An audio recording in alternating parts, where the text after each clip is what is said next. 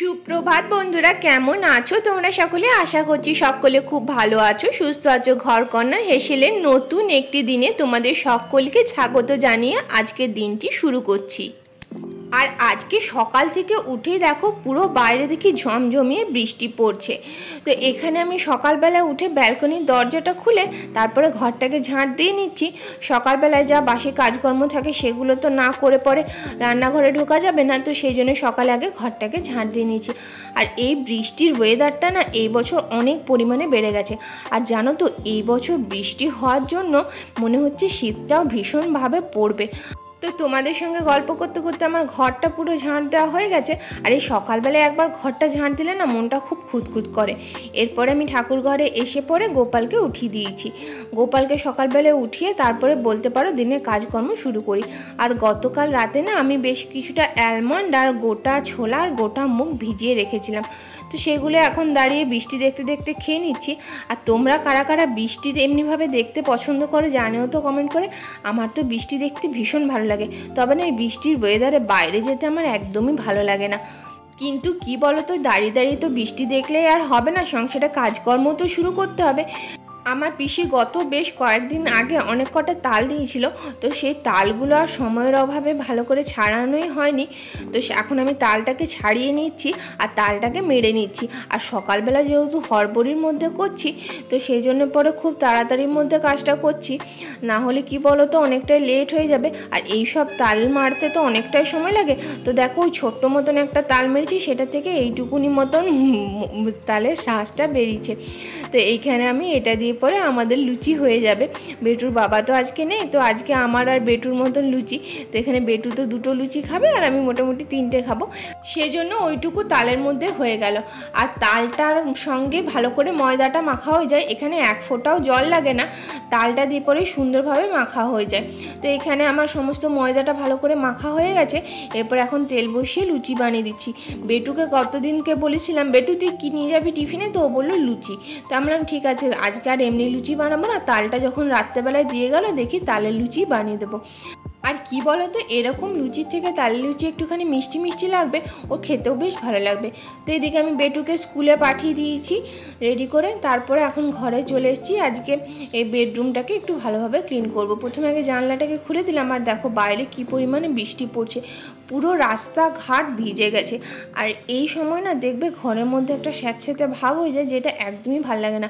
আর বাইরে বেরোলে তো কথাই নেই। তো আজকে বেডরুমের ওপরের যে ফটো ফ্রেমগুলো আছে প্লাস এই এসির ওপরটাকে ভাবছি ভালো করে পরিষ্কার করব। এরকম নর্মালি তো বেডের ওপরটা দেখেইছো তোমরা, প্রায় প্রতিদিনই আমি পরিষ্কার করি। তো তবে এই জায়গাগুলো খুব বেশি একটা পরিষ্কার হয় না, তো সেই জন্য পরে এই জায়গাগুলোকে ভালো করে পরিষ্কার করে নিচ্ছি। আর কি বলো তো, পুজো তো সামনেই চলে এলো, পুজোর সময় যদি এইভাবে একটু একটু করে কাজগুলোকে এগিয়ে রাখি, তাহলে পরে পুজোর সময় যখন ঘর ঝাড়াঝুড়ি হবে তখন খুব বেশি একটা চাপ পড়ে না।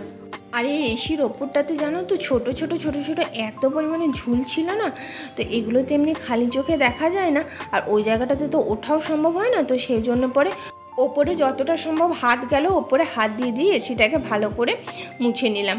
আর এরপরে নোংরাগুলো তো সব এখানে পড়লো, তো নোংরাগুলোকে এখন ভালো করে পরিষ্কার করে নিচ্ছি। আর এই জায়গাটা তো তোমরা জানোই মোটামুটি আমাকে প্রতিদিনই পরিষ্কার করতে হয়, বা একদিন ছাড়া ছাড়া তো পরিষ্কার করতেই হয়। তো এই জায়গাটা আমার এখন ভালো করে মোটামুটি পরিষ্কার করা হয়ে গেছে। এরপরে আমি এই সাইড টেবিলটাকে ভালো করে পরিষ্কার করে নিচ্ছি। আর এই সাইড টেবিলটাও আমাকে মোটামুটি প্রতিদিনই পরিষ্কার করতে হয়। এই যে আমাদের এই জানলাটা খোলা থাকে না, যে জানলাটা খুললাম তোমাদেরকে দেখালাম, ওই জানলাটার মধ্যে দিয়ে এত ধুলো ঢোকে না ছোট ছোট, কি বলবো তোমাদের।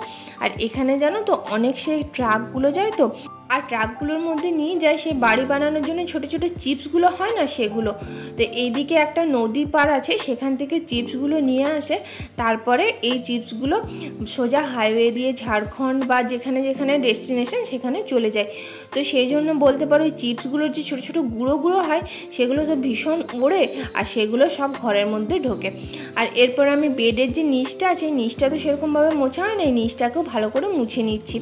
বেডের ওপরটা ভালো করে প্রতিদিনই মোছা হয়, কিন্তু এই নিচগুলো খুব দেখবে একটা চোখে পড়ে না, সেই জন্য এই জায়গাগুলো খুব একটা মোছাও হয় না, কিন্তু এই জায়গাগুলোর মধ্যেও অনেক পরিমাণে ধুলো বসে।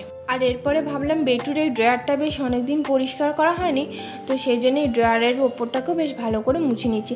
আর জানো তো এই ড্রয়ারগুলোর মধ্যে না পুরো আমাকে ড্রয়ারগুলোকে খুলে খুলে মুছতে হয়েছে, না হলে ভেতরে দেখি কি এত পরিমাণে ঝুল ঢুকে আছে। তো সেই জন্য পরে এই ড্রয়ারটাকেও একটু ভালো করে মুছে নিলাম। আর এই যে কাজগুলো না, এই কাজগুলো জানো তো আমি স্নান করার আগেই করতে বেশি পছন্দ করি, কারণ না আমার মনে হয় একবার স্নান করে দিলে তারপরে আর এই কাজগুলো করতে আমার একদম ভালো লাগে না। কারণ দেখো এই জায়গাগুলো তো অনেকটা পরিমাণে ধুলো জমে থাকে, সেই ধুলোগুলো সব গায়ের মধ্যে যাচ্ছে। তো সেই জন্য আমি স্নান করার আগে এই জায়গাগুলোর যত ডাস্টিংয়ের কাজ আছে সমস্ত কিছু করে নিই। আর আমি আবার স্নান করার আগে খাই না, যেহেতু আমি দেখেছি আমার শাশুড়ি মা স্নান করার পরেই খায়, তো সেই জন্য স্নান করে পুজো দিয়ে আমি তারপরেই খাই। তো সেই জন্য এই ডাস্টিংয়ের কাজ করতে যেদিন একটু বেশি লেট হয়ে যায়, তোর বাবা বকাবকি করতে থাকে যে তুমি আগে স্নান সেরে পুজোটা করে নাও তারপরে এই কাজগুলো করবে। কিন্তু কি বলো তো, ওই যে অভ্যেস যে না আগে এই সমস্ত ধুলো ময়লার কাজ করে নেব, তারপরে স্নান সেরে নিচে একদম ফ্রেশ হয়ে তো রান্নাবান্না যদি একটু বাকি থাকে তাও অসুবিধা নেই, করা যায়। কিন্তু এইসব ডাস্টিংয়ের কাজে আর একদমই হাত দিতে ইচ্ছে করে না। তো এরপরে সমস্ত কিছু আমার ক্লিন করা হয়ে গেছে, তো বেডটাকেও ঝেড়ে নিলাম। বেডের মধ্যে তো অনেকটা ধুলো পড়লো, তো বেডটাকেও ঝেড়ে দিলাম। আর গতদিনকে আমি চাদরটাকে পাল্টে দিয়েছিলাম। এই চাদরগুলো জানো তো ফ্লিপকার্ট থেকে নিয়েছিলাম। এই চাদরগুলো কিন্তু সস্তার মধ্যে ভীষণ ভালো পেয়েছি। এগুলো 248 টাকা মতন দাম নিয়েছিল, 250 টাকার কম, 248 কি 49 এরকম কিছুর দাম নিয়েছিল। কিন্তু এই চাদরগুলো খুবই সুন্দর, আমি লাস্ট 1 বছর ধরে ব্যবহার করছি। গত বছর পুজোর সময় চাদরটা কিনেছিলাম, কিন্তু দেখো এখনও কি সুন্দরভাবে পাতা যাচ্ছে, কোনোরকম কোনো রঙটাও ফেড হয়নি। এরপরে ওই রুমটাকে বেশ ভালো করে ক্লিন করে চলে এসেছি এই রুমটাকে পরিষ্কার করব বলে। এদিকে জানলাটাও খুলে দিলাম। আর সকাল দিকটাতে একটু রুমের মধ্যে রোদ বাতাস ঢুকলে পরে না বেশ ভালো লাগে। যদিও আজকে রোদ তো ঢুকবে না, তবে এই যে হাওয়াটা সুন্দরভাবে দিচ্ছে, সেই হাওয়াটা ঢুকলে পরেও ঘরের মধ্যে যে একটা গুমো গুমো ভাব থাকে, সেই গুমো গুমো ভাবটা যায়। এমনিতেই দেখবে বর্ষাকালের মধ্যে একটা স্যাঁতস্যাঁতে ভাব হয়ে যায়, তারপরে যদি জানলা দরজা সমস্ত কিছু বন্ধ থাকে তো তাহলে তো আরও একটা কেমন সেই দম বন্ধ করা পরিবেশের মতন হয়ে যাবে।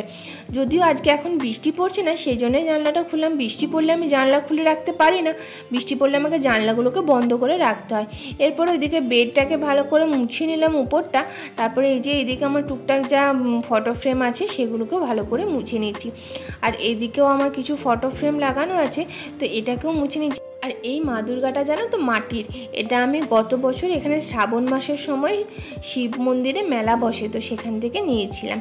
আর এদিকে ঘড়িটার ওপরটাকেও একটুখানি মুছিয়ে দিলাম, কারণ এইগুলোর মধ্যে না ধুলো বসে, এগুলো না খালি চোখে খুব একটা দেখা যায় না, তবে জানো তো খুললে পরে এটাকে বেশ ভালোই দেখা যায় গো। এরপরে যখন সমস্ত কিছু ঝাড়লাম, বিছানাটাকে ঝেড়ে নিচ্ছি। আর কি বলো তো, এই বিছানা পরিপাটি থাকলে না মনে হয় ঘরের মধ্যে না সত্যি সত্যি মা লক্ষ্মী বাস করছে।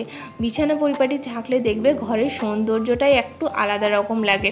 আর তুমি দেখবে কোনো ঘরের মধ্যে ঢোকার পরে যদি বিছানাটা আগোছালো থাকে, সেখানে চাদর পড়ে থাকে, বালিশগুলো এলোমেলো হয়ে থাকে, তাহলে পরে না সেই জায়গাটাতে ভালো লাগে না। তো সেই জন্য বিছানাগুলোকে আমি যথাসম্ভব চেষ্টা করি যে ভালো করে পরিপাটি করে রাখার। এরপরে ব্লিঙ্কিট থেকে কিছু জিনিস অর্ডার দিয়েছিলাম, সেগুলোকে এখন আমি খুলে দেখে নিলাম। ব্লিঙ্কিটে তো এরকম একটা কাগজের প্লাস্টিকে করে দেয়, আর জানো তো এই কাগজের বক্সটার জন্য 7 টাকা করে এক্সট্রা চার্জ নেয়। এখানে মুসলি অর্ডার দিয়েছিলাম, আর আমুলের একটা বাটার অর্ডার দিয়েছিলাম, একটা ছোট দুধ আর এই ধুনো কাপগুলো অর্ডার দিয়েছিলাম। এরপরে আমি স্নান সেরে চলে এসেছি ঠাকুর ঘরে। এখন প্রায় 10টা 20 মতন বেজে গেছে, আর আমার পুজো দিতে তো অনেকক্ষণই সময় লেগে যায়। তো সেই জন্য পরে আমার মোটামুটি টিফিন খেতে খেতে জানো তো 11টা 11:30 হয়ে যায়। এত বেলা করে টিফিন খাওয়াটা ভালো না জানি, কিন্তু কি করব বলো তো, ওই ডাস্টিংয়ের কাজ করতে করতে অনেকটা পরিমাণে সময় চলে যায়। তো এইদিকে অগরু দিয়ে আজকে গোপুসোনাকে একটু স্নান করিয়ে দিচ্ছি। গোপুসোনাকে এমনিতে তুলসী পাতা দিয়ে অন্যদিন স্নান করায়, তো আজকে একটু ভাবলাম অগরু দিয়ে স্নান করা, আর অগরু গন্ধটা বেশ সুন্দর লাগে। এরপরে আমার পুজো দেওয়া হয়ে গেছে, সুন্দরভাবে আজকে ঠাকুরকে পুজো দিয়েছি। আর আজকে অনেক দিন বাদে না ধুনো জ্বালালাম। আর জানো তো এই পুজো দেওয়ার পরে ধুনোর গন্ধতে ঘরটা এত সুন্দর লাগে না, কি বলবো। এরপরে আজকে একটু যাব হাটে, কারণ আজকে না বাড়িতে একটুও সবজি নেই কিছু, তো সেই জন্য পরে হাটে যাব। এখন আমি রান্নাবান্না কিচ্ছু করিনি, আজকে যেহেতু বৃষ্টি পড়ছে সেই জন্য ভাবছি খিচুড়ি বানাবো। এখানে আমি সব সবজিগুলোকে কেটে নিয়েছি। আর আজকে না খিচুড়ির মধ্যে সমস্ত রকম জিনিস দিয়েছি। এখানে দেখো চিনেবাদাম ভেজে নিয়েছি, চিনেবাদামটাকে তুলে নিয়েছি, তারপরে সমস্ত কিছু সবজি দিয়েছি। ঘরের মধ্যে বেশ অনেক কটাই সবজি ছিল, যেহেতু সবজি বাজার করে নিয়ে এলাম তাই সমস্ত রকম সবজি বাড়ির মধ্যে ছিল, সমস্ত রকম সবজি দিয়েছি। প্লাস এখানে আমি একটুখানি মতন সোয়াবিনও দিয়েছি। আর এই বৃষ্টি পড়লে না আমার তো খিচুড়ি খেতে ভীষণ ভালো লাগে। আর এখানে রসুন বাটা আর পেঁয়াজটা আমার আগে দিলে ভালো হতো, কিন্তু পেঁয়াজটা দিতে ভুলে গেছি, সেই জন্য পেঁয়াজটাকে ওপরে একটু দিয়ে দিলাম। আর খিচুড়িটা এত সুন্দর টেস্ট হয়েছিল না কি বলবো। দেখবে খিচুড়ির মধ্যে যত পরিমাণে সবজি দেবে আর খিচুড়িটা যত ভালোভাবে কষাবে খিচুড়ি তত ভালো টেস্ট হবে। খিচুড়ি বানাতে যতটাই কম সময় লাগে আর খেতে ততটাই সুস্বাদু হয়। আর এখানে আমি সোয়াবিনটা দিয়ে দিলাম। আর তোমাদের কাদের কাদের খিচুড়ি ফেভারিট কমেন্ট করে জানিও তো। এখানে আমার তো খিচুড়ি ভীষণ ফেভারিট। তো এরপরে আমি এখানে আজকে খিচুড়ির মধ্যে দিয়ে দেব মুসুর ডাল, আর এখানে আমি দিয়ে দেব বেশ কিছুটা অড়হর ডাল। আর আমি ছোলার ডালটা দিলাম না, ছোলার ডাল দিলে দেখেছি খিচুড়িটা না সেদ্ধ হতে চায় না খিচুড়ির মধ্যে। ছোলার ডালটাকে আগের থেকে যদি একটা সিটি মেরে নেওয়া যায় তাহলে খিচুড়িটার মধ্যে খুব তাড়াতাড়ি সেদ্ধ হয়ে যায়।